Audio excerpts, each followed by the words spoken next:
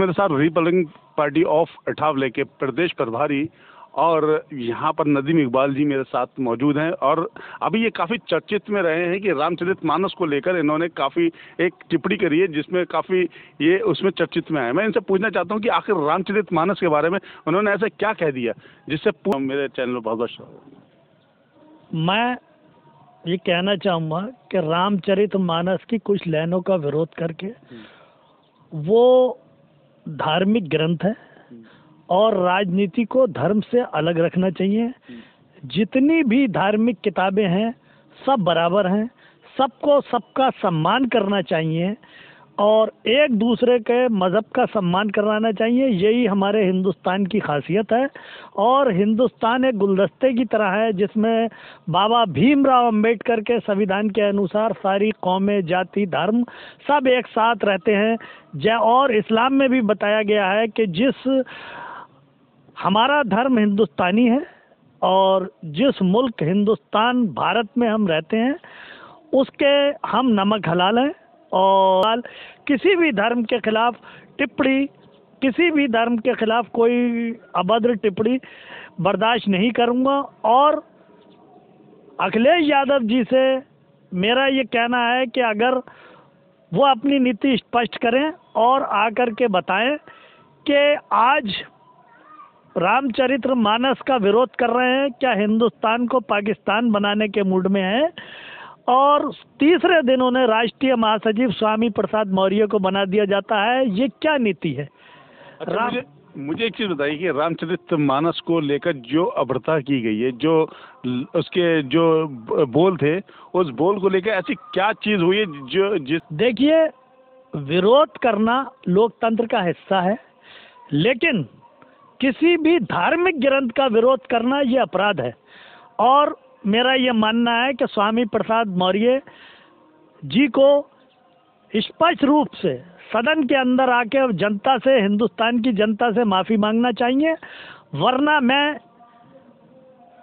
जो है नदीम इकबाल अभियान चला करके और माननीय योगी जी से जा कर के मिलूँगा और इनके खिलाफ डीजीपी से मिल कर के FIR दर्ज कराऊंगा कि ये धर्म को मज़हब से जोड़ना गलत बात है और ये अपराधी हैं। इनके खिलाफ FIR दर्ज के जांच करी जाए और इनके खिलाफ राजद्रोह। इकबाल जी, एक आपकी ऐसी छवि बनी हुई जो एक आप जो है समाज सेवक के रूप में पहचाने भी जाते हैं। आप नेता तो हैं मगर एक समाज रूप में सबसे ज़्यादा पहचाने जाते हैं। अभी हाल ही में आपको पता होगा कि यहाँ पर अभी एक गरीब बेटी की शादी होती है जिससे शादी होती है उस लड़के ने उस पर 5 लाख रुपए मांगने का लगा दे पाई उसके घर वाले, तो उसने शादी भरी बारात से छोड़कर चला गया और उस पर अभी तक किसी भी तरह के कोई या मौलवी हो या कोई ऐसे धर्मगुरु वाले हो, कोई भी उसके पक्ष में बात नहीं कर रहा। आखिर आपका इसमें क्या कहना है?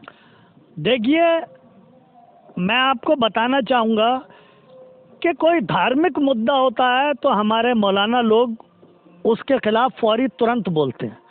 और उस लड़के का जिसने 5 लाख रुपए निकाह के टाइम में और लड़की वालों की कुर्सियां तोड़ करके भागे, जिस तरह से उनके खिलाफ आपराधिक मुकदमा कायम हो गया, लेकिन ऐसे व्यक्ति को का सामाजिक बहिष्कार, उसे इस्लाम से बाहर कर देना चाहिए कि जहेज के लिए ये इस्लाम में नहीं है। जैसे कि हुजूर सल्लल्लाहु अलैहि वसल्लम ने बताया है कि पानी पे और 4 खजूरों पे निकाह जायज़ है। यही हमारा ईमान है और हम यही, अगर हिंदुस्तानी होने का दावा ये लोग करते हैं, सच्चे देशभक्त हैं, तो इनको फौरी शहाबुद्दीन और तौकीर रज़ा को ये ऐलान कर देना चाहिए कि इनका सामाजिक बहिष्कार, इन्हें इस्लाम से निष्कासित किया जाए। और आज आप देख रहे हैं कि कितनी गिरी हुई बात मौलाना शहाबुद्दीन कह रहे हैं कि बाबा बागेश्वर धाम की जिसने स्पीच सुनी, नेटवर्क, देश तरक्की कर रहा है, राष्ट्र की मुख्य धारा में शामिल होना चाहिए, देश तरक्की कर रहा है। और इसके साथ साथ बागेश्वर धाम की स्पीच सुनने से क्या हमारा इस्लाम मुस्लिम लोगों का इतना कमज़ोर हो गया है कि बागेश्वर धाम की स्पीच सुन के हमारा इस्लाम चला जाए? इस मुद्दे पर तो शहाबुद्दीन और आला हज़रत परिवार के लोग बोल रहे हैं। और जबकि आपको मैं ये बताऊँगा, मौलाना शहाबुद्दीन के खिलाफ आला हजरत दरगाह से फतवा जारी हो चुका है कि उनका दरगाह आला हजरत से कुछ लेना देना नहीं। बागेश्वर धाम के खिलाफ वो क्यों बोल रहे हैं? क्या फिर इसे पाकिस्तान बनाने के मूड में है? इसीलिए मैं ये कहना चाहूँगा, ऐसे धार्मिक लोगों के खिलाफ घर पे बिल्डोजर चला जाना चाहिए बाबा जी को।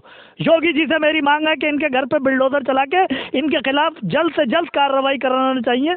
यही मेरी आपको क्या लगता है कि इस शहाबुद्दीन मौलाना शहाबुद्दीन साहब जो ये कर रहे हैं, ये धर्म को बंटवारा करने के उसमें लगे हुए, क्या ऐसा आपका मानना है? इन जैसे अगर लोग रहे, राजनीति को धर्म से जोड़ा, तो ये हिंदुस्तान का बंटवारा करा देंगे। हिंदुस्तान एक है, हम सब एक हैं।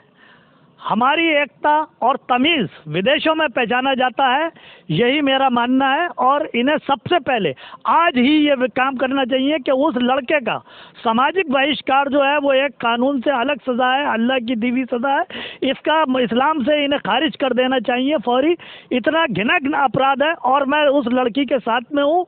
मेरी किसी भी तरह की, मेरी नदीम इकबाल की अगर उसे ज़रूरत पड़ती है तो मैं थाने चौकी एसपी के यहाँ मिलने के लिए बिना मतलब के उस लड़की के परिवार पे हाथ रख के मैं जाने के लिए तैयार हूँ। यही मेरा मानना है। बहुत बहुत शुक्रिया आपका। ये हमारे साथ नदीम इकबाल थे जिन्होंने अभी बताया कि रामचरितमानस पे जो सब धर्म को एक मानते हैं, सारे ग्रंथ एक हैं और उसको अलग करने वालों को दोषी करार दिया गया है और उनके साथ वो काम करना चाहिए जो एक दोषी के साथ किया जाता है। और जो आला हजरत परिवार से भी बताया गया कि अभी जो हाल ही में जो लड़की की शादी हुई थी, उस लड़की के मामले पे लेकिन नदीम इकबाल जी ने कहा है कि शहाबुद्दीन को इस तरह से काम नहीं करना चाहिए। और उन पर भी जैसा कि आरोप लगाया कि उन पे भी आला हजरत वालों ने फतवा जारी कर दिया, वो फिर भी आला हजरत के नाम से आगे बढ़ते चले जाते हैं और आला हजरत का नाम आगे लेते हैं। कैमरा पर्सन मुस्तफा के साथ मैं सैयद सलमान, D7 न्यूज़, बरेली।